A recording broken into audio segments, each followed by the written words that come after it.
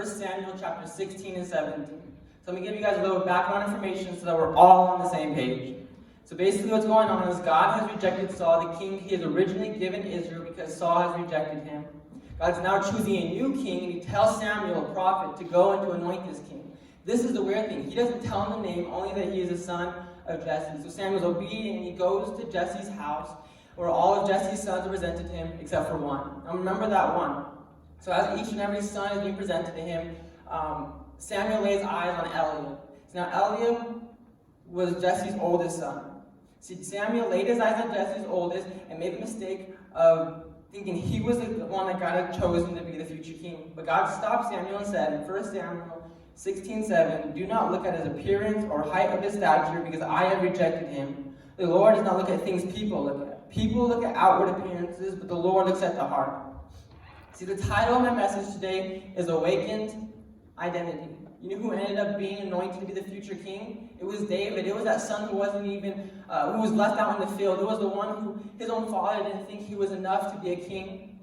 See, he in God's eyes, he was enough, not because he reached the physical requirements, but he had the heart that God was looking for.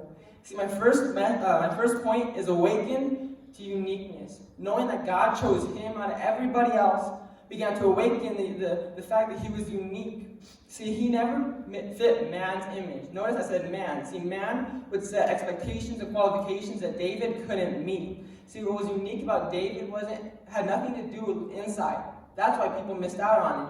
See, what made David so special was inside of him. He had the heart that God was looking for. But David knew he couldn't just depend on a heart. See, my second point is awaken to the responsibility. He had the responsibility to act on that uniqueness. See, doesn't James chapter 2 talk about faith without works is dead? Yeah. So he knew that faith was pointless without an action.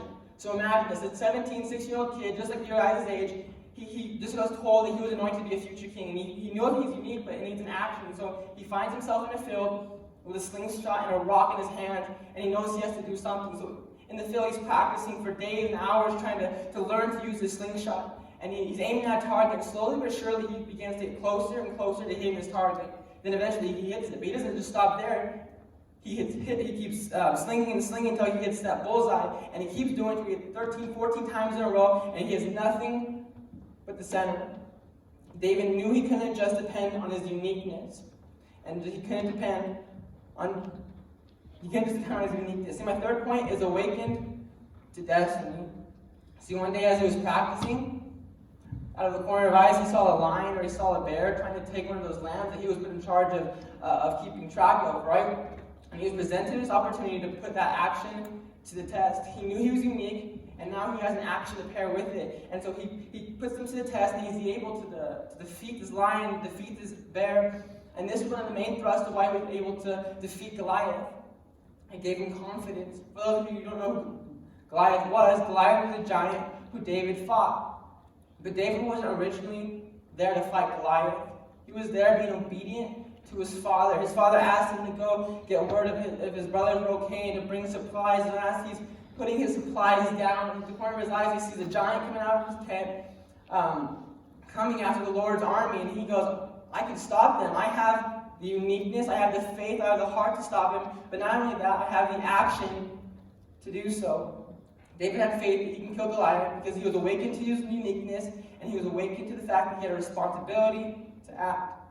It took the pairing of faith and action to kill Goliath. See, now if every person here was awakened to their uniqueness, responsibility, and destiny like David we'd all be able to change this world. See, what was special about David? David was comfortable in his own skin. See, David knew that his world didn't need another Saul, another Eliab, it needed a David. Today, we don't need another Stephen Furtick, another T.D. Jakes, or even another David. We need a Caitlin, we need a Sage, we need a Jacob, we need a PT, we need a you. So if each and every single one of you guys were awakened to your responsibilities, awakened to your uniqueness, and awakened to your destiny, you could be awakened to your identity. Come on.